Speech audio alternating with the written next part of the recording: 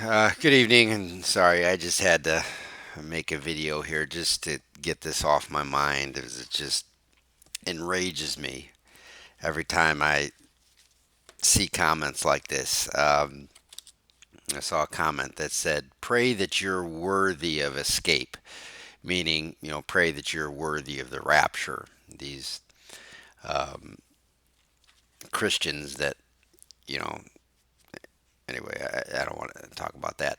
Um, Being worthy of escape, being worthy of Jesus Christ. For the Christian, for the religious person, it's all about worthy. And every other religion, it's all the same thing. It's all about you being worthy, you attaining to earn what God has done for you, or to earn the right to be with God, or to earn the right to be snatched away or raptured. Whatever it is, it's all based on the human's worthiness. That is the fundamental, subtle rejection of God and his righteousness that every single religious person, every single religion in the world, every single Christian is guilty of. They reject Jesus Christ and what he did on the cross the moment they claim to be worthy of it.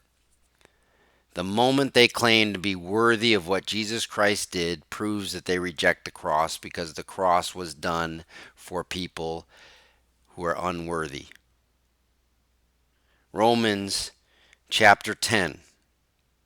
For they, being ignorant, and these are people who have a zeal for God, these are people who are excited for God. If you read Romans 10, just read Romans 10, chapter 1 through 5.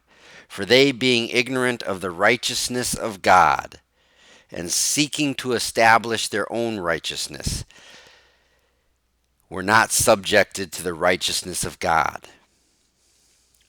That's it, right there.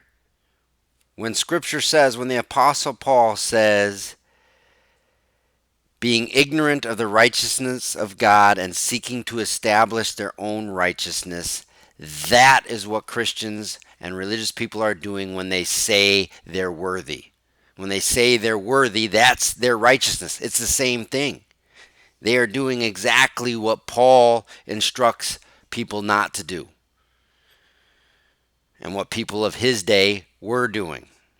They were seeking to establish their own righteousness based on law, based on their works, based on what they did, based on how they responded to what Jesus did.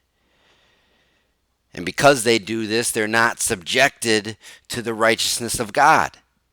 What is the righteousness of God? If you go back in Romans, Paul explains it.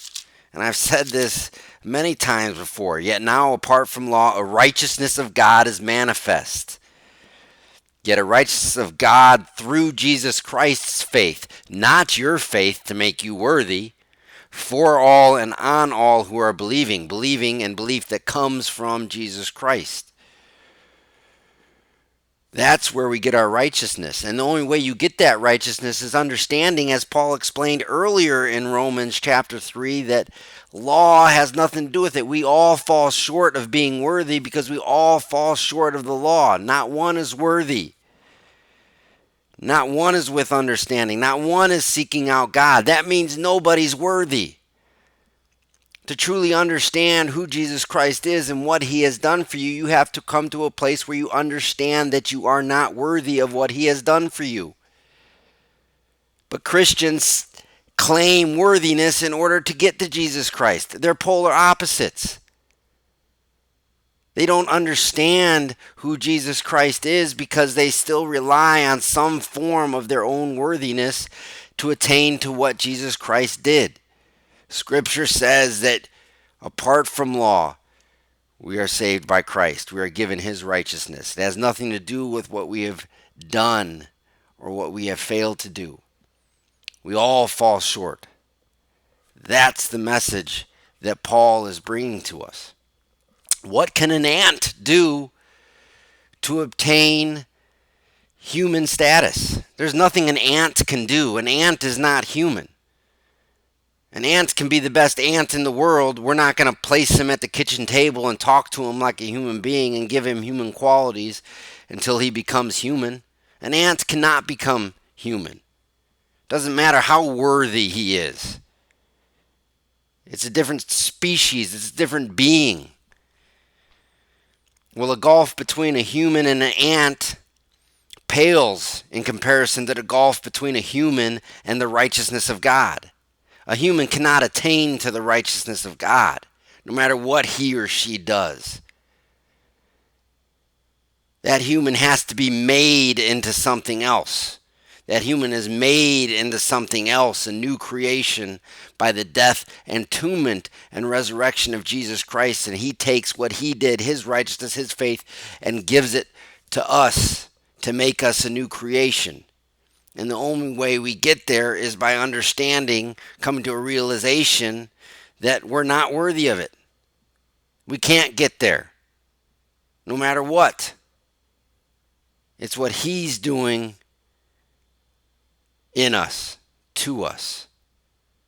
And yes, we all will come to this realization one day. We all will reap the benefit of what Jesus Christ did. And God will be all in every single creature that he created through Jesus Christ. But it's not because of our worthiness. It's because of Jesus Christ. And the religion and the Christians that rely on any aspect of their worthiness reject what Jesus Christ did on the cross. Take your focus off your own worthiness or unworthiness and understand it's Jesus that is doing this in your life. It's Jesus that is creating you. You are his workmanship. You are his trophy.